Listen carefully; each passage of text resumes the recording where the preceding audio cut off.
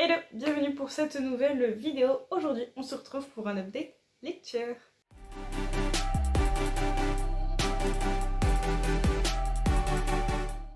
Ça fait donc depuis mi-mars, si je ne dis pas de bêtises, que je n'ai pas fait d'update lecture. Il faut dire que ces derniers mois, mais même globalement, je dirais depuis le début de l'année 2025, j'ai beaucoup de mal à lire.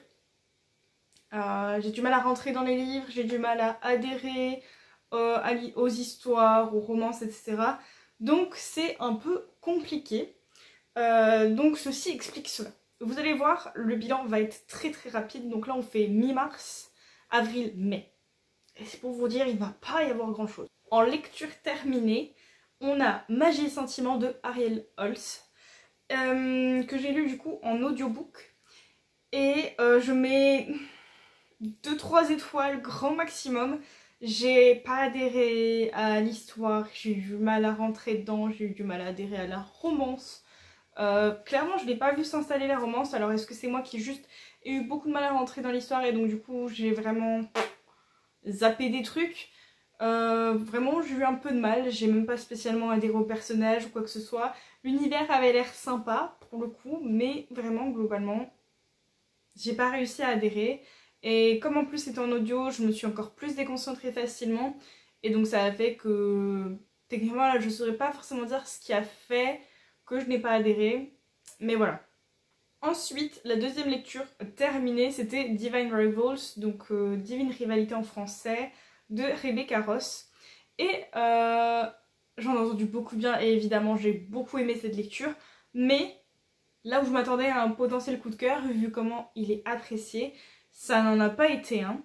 Est-ce qu'encore une fois c'est parce que je ne suis pas dans le bon mood niveau lecture et donc du coup je suis plus difficile ou exigeante sans même m'en rendre compte, ou juste j'ai pas la tête à ça et du coup ça fait que je rentre moins dedans, je ne sais pas. J'ai beaucoup aimé, attention, j'ai mis 4 étoiles. Mais c'est vrai que je m'attendais à un coup de cœur, donc dans un sens je suis déçue, mais pas forcément du livre en lui-même, juste de moi. Voilà, je pensais avoir un coup de cœur et ça n'a pas été le cas, mais c'était une très bonne lecture. Les personnages étaient attachants, l'histoire d'Iris vraiment était très touchante. Même l'histoire de... j'ai perdu son nom. L'histoire du personnage masculin était touchante aussi, enfin bref c'était très intéressant. L'aspect mythologique de l'univers était très cool aussi. Là où j'ai un truc à reprocher à la manière dont a été inséré l'univers, c'est que ça a mis du temps à ce qu'on ait des explications. Alors c'est bien parce que du coup on tombait pas du tout dans l'infodump, mais on était peut-être un peu à l'opposé du coup, pas non plus à l'extrême opposé, mais j'ai été un peu frustrée de pas avoir les explications.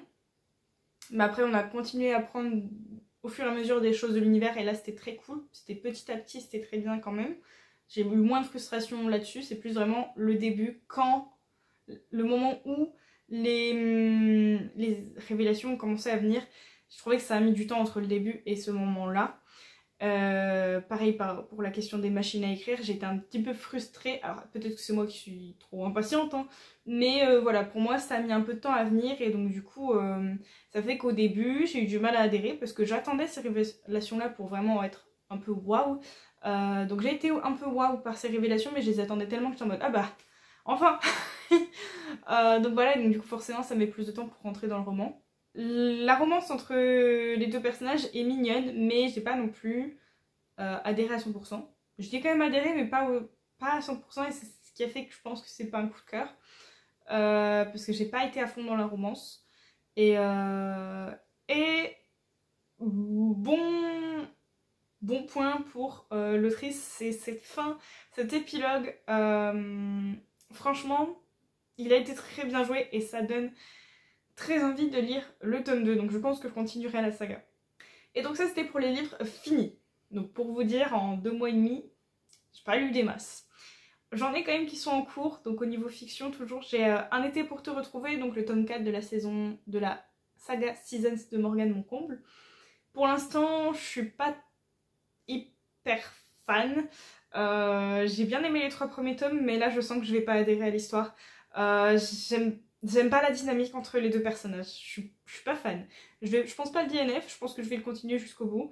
Mais j'ai un peu de mal avec la dynamique ex-lovers.